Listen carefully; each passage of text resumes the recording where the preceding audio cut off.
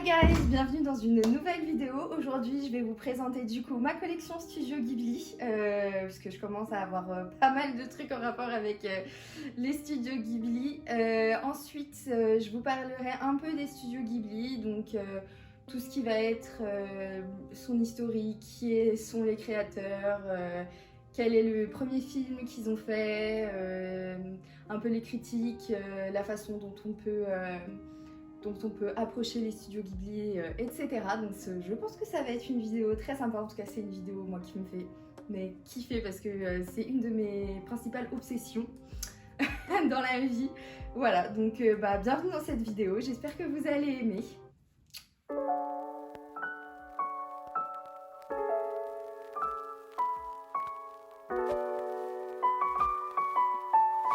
Donc du coup, je ne peux pas commencer cette vidéo sans vous parler de mes tatouages. Donc là, ici, j'en ai un premier.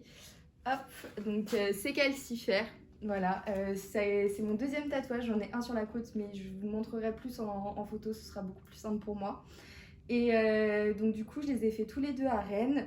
Je vous mettrai aussi le nom des tatou artistes chez qui j'ai été. Franchement ça s'est extrêmement bien passé, je suis extrêmement satisfaite du résultat. Et voilà, donc les studios Ghibli ils ont vraiment une signification particulière pour moi. J'adore depuis que je suis petite. Je les connais presque tous par cœur. Je les ai fait découvrir à mon copain. Donc à la base c'est ma maman qui me les a fait découvrir. Et voilà. Je vous montre, en premier je vais vous montrer du coup ce qu'il y a dans cette bibliothèque là. Alors donc j'ai pas énormément de choses en rapport là direct avec les studios Ghibli, mais j'ai 3 livres qui sont absolument géniaux. Donc je vais commencer par du coup ces deux là. Alors, oula, si je les prends dans le bon sens, ça sera mieux. Donc, en premier, donc celui-là, c'est le premier que j'ai acheté, c'est Le Château dans le ciel. Du coup, c'est un animé comics, donc c'est-à-dire que on a vraiment donc tous les, donc en fait, on a le film en fait en entier, mais du coup sous format manga, donc qui se lit à l'envers entre guillemets pour nous les occidentaux. Et donc ça a été distribué chez Glénat. Et le second c'est Le Voyage de Chihiro. Donc celui-là c'est mon copain qui me l'a offert. Vraiment j'adore. Et puis pareil en fait, et vraiment les images sont magnifiques. Et je trouve ça chouette en fait de pouvoir aussi lire ces œuvres là parce qu'à la base Hayao Miyazaki est un mangaka. Et franchement c'est les mêmes images, vraiment les mêmes images que dans les films, et franchement je trouve ça hyper agréable d'avoir ces œuvres dans les mains. Enfin personnellement j'adore les livres et du coup les avoir en livre, franchement j'aime beaucoup. Ensuite du coup le livre que je vous présente, le dernier du coup livre que je vous présente, c'est les recettes des films Studio Ghibli. Alors la maison d'édition, si je la retrouve, c'est Inidis Édition. Je vous mettrai parce que je pense que je l'ai très mal prononcé. Mais voilà, alors c'est un livre de recettes qui reprend toutes les recettes qu'on peut voir dans les films. Donc il y a les recettes salées et sucrées. Et franchement, je trouve ça super chouette parce que en vrai, dans les studios Ghibli, ce que j'adore voir, c'est quand ils font à manger, quand ils mangent, etc. Surtout dans dans presque tous les animés et mangas que j'ai lus et vus. Franchement, leur nourriture, elle donne trop envie. Et je trouve ça super chouette de pouvoir les retrouver voilà, dans un petit... dans un livre comme ça, vraiment les recettes de grand-mère, mais franchement je trouve ça super chouette. Notamment pour ceux qui connaissent, il y a la recette de la tourte de Kiki, la petite sorcière. Et ça vraiment ça me donne envie. Je déteste les anchois pourtant, mais franchement ça c'est un truc que je veux tester. Donc si vous avez un cadeau à faire à un fan de Studio Ghibli, franchement moi je trouve que c'est un super truc à faire. Genre, je trouve ça vraiment cool. Et il me semble qu'il y a le youtubeur GastronoGeek qui a également fait un livre. Du coup je ne l'ai pas acheté, c'était un peu cher. Mais franchement j'aimerais trop aussi l'avoir parce que ça a l'air vraiment, il donne des recettes, mais ça a l'air vraiment chouette. Et puis le livre est super joli aussi. Et franchement je trouve ça agréable d'avoir, pour les collectionneurs entre guillemets, d'objets Studio Ghibli. Franchement, je pense que ça peut être vraiment un bon point. On va passer plus dans le côté papeterie et puis voilà. Et ce magnifique carnet du voyage de Chihiro, parce que c'est un de mes films préférés. Et franchement, il est super joli. Alors donc là, tout ce que je vais vous présenter un peu, ça vient de Maison Ghibli. J'ai pas dit où je les avais achetés, bah les livres forcément en librairie, mais du coup ici, je l'ai acheté sur Maison Ghibli. Donc quand j'avais été au pop-up à Paris au mois de décembre du coup. Et franchement, je trouve qu'il est magnifique. Je vous ferai des close-up, vous inquiétez pas. Parce que du coup, vous pouvez pas bien voir. Mais franchement, je trouve que c'est un super cadeau aussi. Alors c'est un petit peu cher, mais franchement, ça vaut vraiment le coup. Enfin, moi j'adore. Voilà. Aussi chopé sur internet ces deux petits crayons avec Totoro et l'homme sans visage. Franchement j'aime trop. C'est des trucs trop bêtes, mais franchement j'aime trop avoir ça genre sur mon bureau et tout. Je trouve ça beaucoup trop mimi et beaucoup trop agréable d'avoir ça. Donc franchement, bof, ça m'a pas coûté cher et en vrai ça contribue grandement à mon bonheur. Donc à partir de ce moment-là, bon, on va pas trop se plaindre. Ensuite, j'ai des baguettes Totoro. Pareil, j'ai acheté ça à Maison Ghibli. Est-ce que j'ai vraiment besoin de parler? Bah, c'est trop chou. Et puis si, bah, en vrai, c'était pas cher et je voulais absolument des petites baguettes parce que j'adore manger avec des baguettes. Je trouve ça beaucoup mieux. Je sais pas pourquoi. J'ai pris une habitude avec ma mère, je pense, de manger avec des baguettes et franchement, j'adore. Et puis elles sont trop mignonnes. J'ose pas encore trop manger avec parce que j'ai trop peur de les abîmer. Mais voilà. Et puis Totoro, bah, un film de mon enfance, franchement. Et puis on adore Totoro, il est trop mignon. Et du coup, franchement, j'apprécie beaucoup. Ici, on a un tote bag avec calcifère, forcément. Calcifère, mon fave. C'est mon copain qui me l'a offert à Maison Ghibli, du coup. Franchement, j'aime trop ce sac. J'utilise beaucoup pour aller en cours, en fait pour un peu tout. Je vous avoue, pour ceux qui aiment les tote bags, franchement, il est de hyper bonne qualité et tout.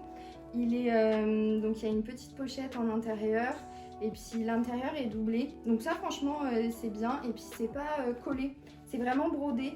Et franchement, il est super joli. Je l'aime d'amour. Voilà. Je l'aime vraiment d'amour. On a cette petite pochette où bah, moi du coup en fait quand je vais en TD, bah, je range mes TD dedans. Et en vrai j'aime trop.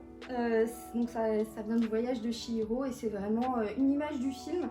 Et je trouve ça beaucoup trop cute. Je sais pas, j'aime trop avoir ça.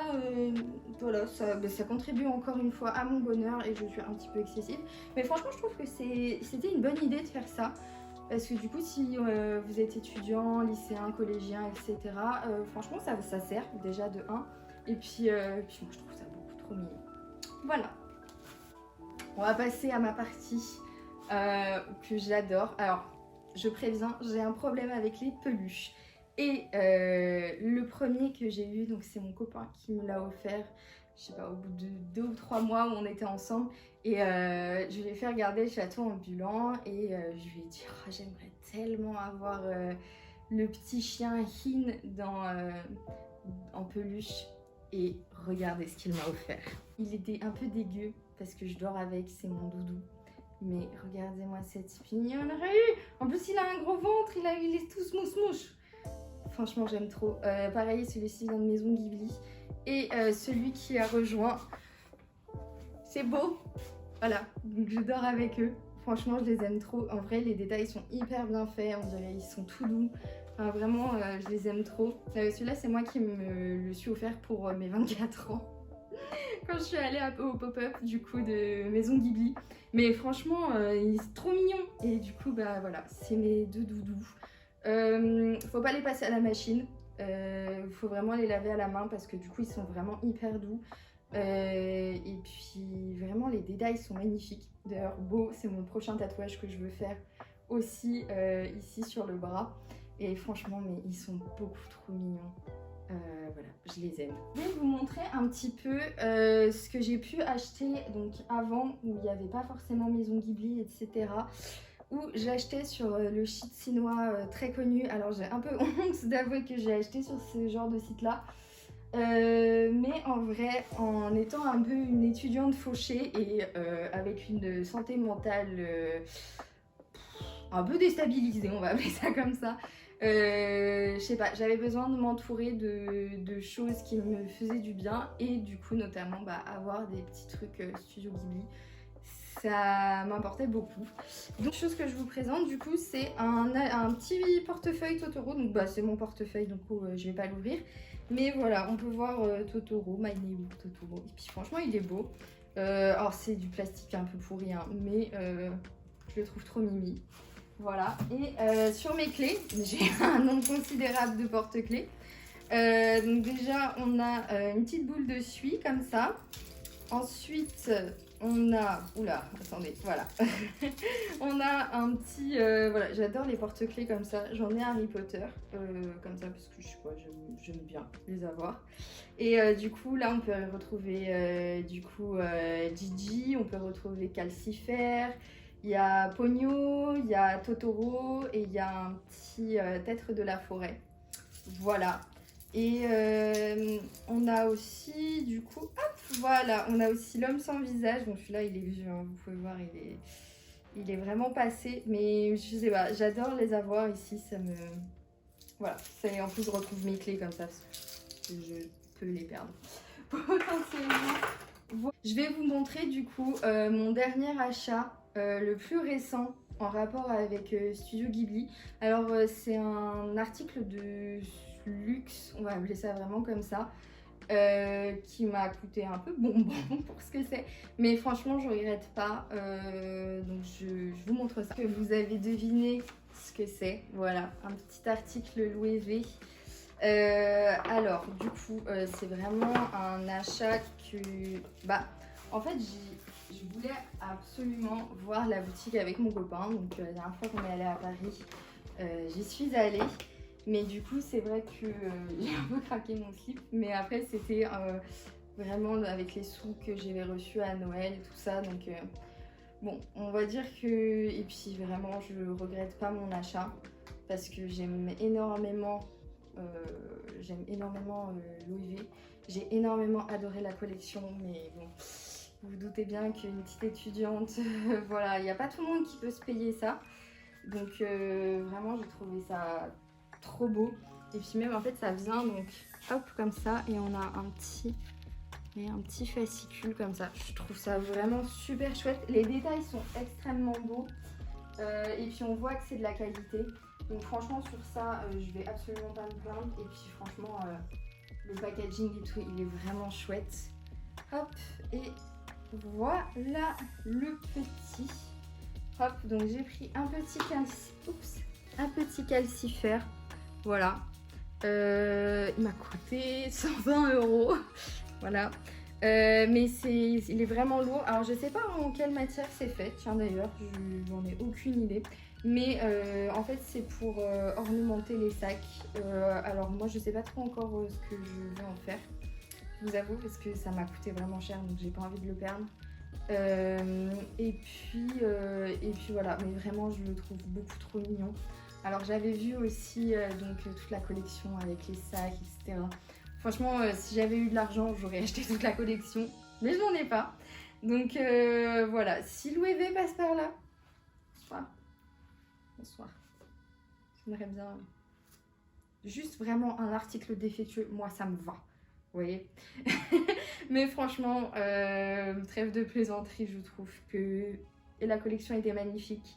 Et j'ai voulu avoir mon petit souvenir. Et puis Calcifer, comme vous pouvez voir, c'est un de mes personnages qui me tient le plus à cœur et qui vraiment me met du baume au cœur à chaque fois. Donc voilà, je voulais absolument avoir ce petit Calcifer.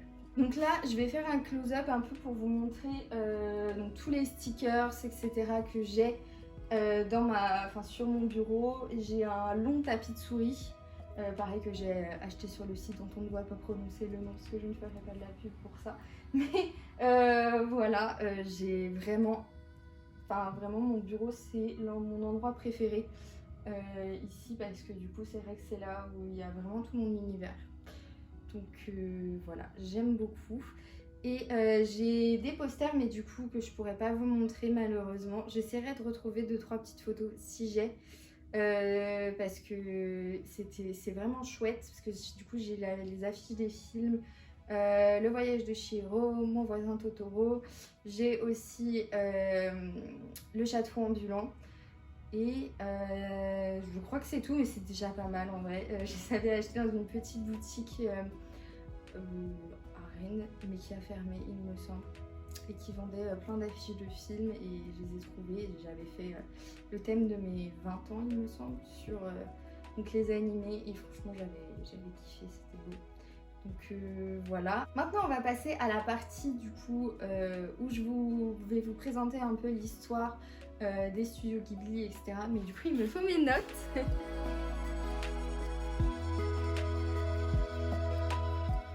Donc, on va commencer par du coup l'histoire du studio Ghibli. Donc, le studio Ghibli a été fondé le 15 juin 1985 à Tokyo, au Japon. Et donc, c'est pas alors, en japonais, on ne prononce pas Ghibli, mais Ghibli. Et c'est Miyazaki qui a choisi ce nom, et ça vient de l'italien qui fait référence du coup au vent chaud qui souffle dans le désert de Libye. Je trouve ça extrêmement poétique. De toute façon, tout ce que fait cet homme est poétique. Donc il y a 4 créateurs de ce studio. Donc on a Hayao Miyazaki, Isao Takahata, Toshio Suzuki et Yasuyoshi Tokuma. Alors je suis désolée s'il y a des japonophones qui m'entendent, parce que vraiment c'est une catastrophe. Je m'en excuse vraiment d'avance. Je vous noterai les noms.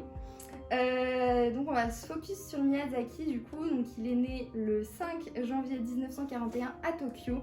Il a grandi dans l'après-guerre du Japon, qui a eu donc un impact fort en fait sur ses œuvres. Donc tout au long de sa carrière, il va souvent parler, enfin le thème de la guerre est un thème extrêmement récurrent, parce qu'il a vu l'horreur et les conséquences de celle-ci sur la population. Enfin, je pense que c'est quelque chose qui l'a beaucoup marqué. Et il débute en 1963 comme intervalliste dans le studio Toei avant de fonder le studio Ghibli. Il est animateur, réalisateur, producteur, scénariste, écrivain et mangaka. Voilà, parce qu'il faut savoir que donc, le tout premier film qu'il a créé, c'était Nausicaa. Et Nausicaa, à la base, c'est un manga. Voilà. Ensuite, du coup, le premier film des studios Ghibli, c'est Nausicaa, mais il n'a pas été distribué sous le nom Studio Ghibli. Donc c'est le studio Topcraft qui l'avait distribué à l'époque. Mais il faut savoir en fait que les animations en long métrage, c'était absolument pas répandu au Japon. Et du coup, ils ont décidé de faire le studio Ghibli, et le premier film distribué sous le nom de Studio Ghibli, c'est Le Château dans le ciel en 1986. Voilà, donc moi je voulais vraiment parler du fond des films, et je pense que la première chose moi qui m'avait marqué, c'est le rapport à la nature. Je m'explique, du coup, je trouve toutes ces œuvres, c'est une ode à la nature. Elle est belle, elle peut être cruelle, elle est fragile, et vraiment tous les paysages que l'on peut voir dans les films, je trouve que vraiment tout cet aspect, la nature est belle. C'est vraiment on dirait un poème sur la beauté de la nature, et je trouve ça extrêmement beau. Et il y a vraiment une morale écologiste qui m'a frappée il n'y a pas extrêmement longtemps en vrai. Enfin, pas extrêmement longtemps, je pense il y a 6 ans, où ça m'a vraiment marqué, qu'il y avait vraiment une morale écologiste très extrême chez lui. Je prends l'exemple de Princesse Mononoke qui protège la forêt et qui se méfie de l'être humain. Et également, je me suis posé la question dans Le voyage de Chihiro. Si vous voulez en débattre dans les commentaires, ce sera avec grand plaisir. Mais je me suis demandé pourquoi il n'y a que les esprits qui peuvent accéder au bain de Yubaba. Parce que du coup, elle dit en plus, les esprits viennent ici pour se reposer, se relaxer, etc. Et je me suis posé la question, en fait, est-ce qu'il n'y aurait pas encore une vision de méfiance de l'être humain en fait par rapport à la nature, un peu comme on voit dans Princesse Mononoke. C'est vraiment une réflexion vraiment de ma tête à ma tête, hein. Vraiment, ça se trouve, je fais complètement fausse route, mais je trouvais intéressant de le placer là parce que je me suis demandé est-ce qu'il se relaxe pas et se repose pas de tout ce que l'être humain peut leur faire vivre parce que c'est des esprits de la nature. Je me suis posé la question, voilà. Et ensuite, en autre exemple, on a aussi également dans le voyage de Chihiro avec le dieu putride, on voit Chihiro enlever le bouchon et on voit les déchets des vélos, des trucs comme ça, tous les déchets que l'être humain peut mettre, peut balancer en fait dans la nature. Et cet exemple, enfin cette scène-là m'avait vraiment marquée. Et je trouve que vraiment il y a un aspect profondément écologiste dans ces films. Ensuite, il y a une critique de la société japonaise. Il y a une énorme critique sur le capitalisme. Il y a une critique également sur la mondialisation. Dans le voyage de Chihiro, alors ça je l'ai trouvé sur un site internet que j'ai trouvé extrêmement révélateur des films. Donc à propos du voyage de Chihiro, cette société nous fait perdre notre identité culturelle et impose un individualisme, un égoïsme et une surconsommation qui s'éloignent de nos valeurs traditionnelles. Et vraiment, je pense que c'est ça, un peu comme avec les... Enfin, c'est même ça en fait, l'exemple avec les parents qui se transforment en cochons dans le voyage de Chihiro. Je pense que ça a traumatisé une grande partie de la génération fin 90. Quand on l'a vu la première fois, on était un peu tremblant. Mais adulte, je pense que vraiment, c'est ça en fait, on s'empiffre et on devient des porcs. Et je trouve ça... voilà, il n'y a pas tellement de mots, en vrai, tout est un peu dit et c'est assez poignant, je trouve. On a également celui-là, ça m'a vraiment percuté, pareil, un peu comme l'environnement. Ça m'avait vraiment percuté la guerre qui est omniprésente dans les films. Vraiment, j'ai l'impression que en fait, mes films préférés presque, à part peut-être le voyage de Chihiro, il y a presque tout le temps la guerre en fait. Et notamment dans le château ambulant. Alors j'ai relevé ça, en fait on y voit des sorciers du coup se transformer en monstres et qui vont à la guerre. Et à un moment je me suis souvenu que Calcifer disait ils sont idiots, ils ne pourront plus se transformer en êtres humains. Et en fait vraiment j'ai l'impression que Miyazaki veut nous dire regardez en fait la guerre fait que les êtres humains se transforment en monstres en fait tout simplement et qu'ils perdent leur humanité. Et en fait plus on va faire de guerre, plus on va perdre notre humanité. Et je trouvais ça assez poignant parce que du coup ça reste quand même des films pour enfants, mais le fond est vraiment profond en fait. Et je pense que c'est aussi pour ça que j'adore les studios Ghibli, parce qu'on a en fait la surface et puis on a en dessous quand on prend de l'âge et qu'on commence à réaliser Kiki la petite sorcière, je ne le regarde plus du tout de la même façon depuis que je suis partie de chez mes parents que quand j'étais petite et que j'ai dit je vais voler sur un balai et avoir Gigi comme animal de compagnie.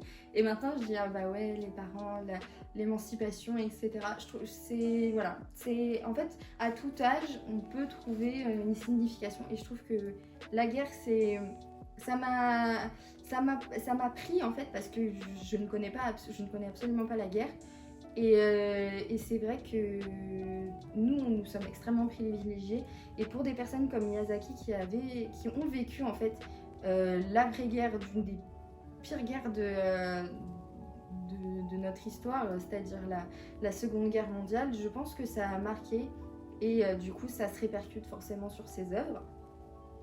Et ensuite, on a le féminisme. Alors ça, c'est un point qui m'importait énormément d'en parler. En fait, le féminisme dans les studios Ghibli arrivait mais complètement à contre-temps de ce qu'on nous proposait en Occident, c'est-à-dire les films Disney. Alors, j'adore les Disney, j'adore regarder de temps en temps. Mulan et l'Atlantide, toujours dans mon cœur, je les aime. Mais c'est vrai que, point de vue d'une petite fille, moi à 8 ans, je regardais, donc j'ai été bercée par les Disney, etc. Et ma mère m'a fait découvrir les studios Ghibli. Et en fait, j'ai vu que une femme ne pouvait pas que dépendre d'un homme. C'est vrai qu'on voit souvent le prince arrivant sur son petit cheval blanc qui va au secours de la princesse. Et là, on voit des femmes fortes, des femmes qui savent se débrouiller, qui sauvent, en fait, parfois même les hommes, qui ont des convictions, et vraiment, ça m'a fait un bien fou. Je me suis dit, mais waouh! Et en fait, je pense que du coup, bah, forcément, ça a créé aussi peut-être un électrochoc aussi quand nous, en fait, et notre façon dont on a grandi. Je sais pas, je trouve que ce féminisme-là, il est extrêmement présent dans les studios Ghibli. Et dans tous les films de Miyazaki, c'est... Alors après, il n'y a pas de rapport de force entre femmes et hommes.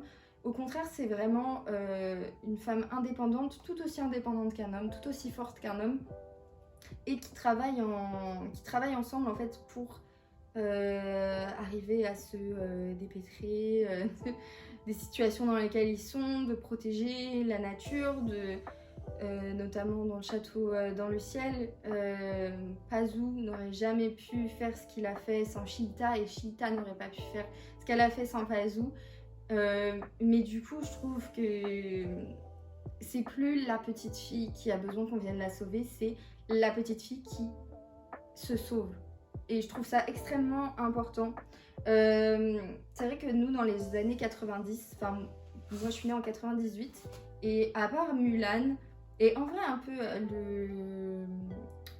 le Royaume perdu de l'Atlantide, mais à part ces deux-là, enfin moi personnellement, je parle maintenant, maintenant forcément les mœurs sont un petit peu évoluées là-dessus, mais c'est vrai que moi, en étant une jeune fille née dans les années 98, je peux vous dire que moi ça m'a vraiment fait un électrochoc, et en vrai quand tu grandis qu'avec avec ces pensées-là c'est toujours l'homme qui va venir te sauver et puis la femme est toujours en détresse, c'est faux. On n'a pas besoin d'un homme, on est en complémentarité. Moi, je pense qu'on est complémentaire avec les hommes, mais on n'a pas besoin de se faire marcher sur les pieds par les hommes. Après, vous pouvez toujours débattre en commentaire, et moi, il n'y a aucun souci, je prends un peu tout ce que vous pouvez penser et de ce que je dis, etc. Après, c'est absolument pas... voilà, c'est ma petite critique à moi en tant que fan, et voilà. Donc, je me suis posé la question. Pourquoi un tel succès? Et bien moi je pense que le succès de ces films, en fait ça plaît aux enfants parce que déjà c'est trop mignon, on est d'accord, on est tous d'accord là-dessus, c'est trop mignon. La musique de Joe Hisaishi, incroyable, magnifique, il n'y a pas d'autres mots. Vraiment à chaque fois que j'entends la musique du château dans le ciel, j'ai des frissons. Il n'y a pas d'autres mots, c'est magnifique. Ensuite c'est héroïque, il y a de la magie forcément, et puis c'est des histoires assez poignantes, et puis les enfants je pense qu'ils aiment bien aussi, les enfants ils sont pas bêtes, hein. On n'est pas bêtes quand on est enfant, et c'est pas en fait des histoires infantilisantes, et je pense aussi que c'est pour ça que les adultes aiment aussi regarder ces films, parce que c'est pas du tout infantilisant. Ça s'adresse vraiment à tout le monde, et pour le coup vraiment à tout le monde, et pas seulement aux enfants. Et puis forcément quand on est adulte, on voit la signification profonde et ce que le créateur du coup veut nous dire, et il y a vraiment des thèmes qui n'ont pas bougé en final depuis 86, enfin même avant du coup 85, mais voilà, je trouve ça vraiment splendide. Donc voilà, merci d'avoir regardé cette vidéo jusqu'à la fin. Je sais pas trop combien de temps elle va durer parce que je pense que je parle depuis un petit temps là. J'ai adoré faire cette vidéo. Je vais en faire des prochaines sur du coup mes autres collections, notamment Doctor Who et Harry Potter, parce que c'est... Voilà, les trois là avec le Seigneur des Anneaux, c'est une cata. J'ai pas beaucoup d'objets de Star Wars, j'en ai qu'un finalement. Pareil pour Lord of the Rings, mais Lord of the Rings j'ai plus des livres du coup. que je pourrais vous montrer aussi. Je pourrais peut-être faire une mini partie ou même sur TikTok, je vais voir. Et puis bah merci encore d'avoir regardé cette vidéo, j'espère que vous l'avez aimée. N'hésitez pas à liker, vous abonner, etc. Vous connaissez la chanson depuis que vous êtes sur YouTube. Et puis bah je vous fais des gros bisous. Bisous guys.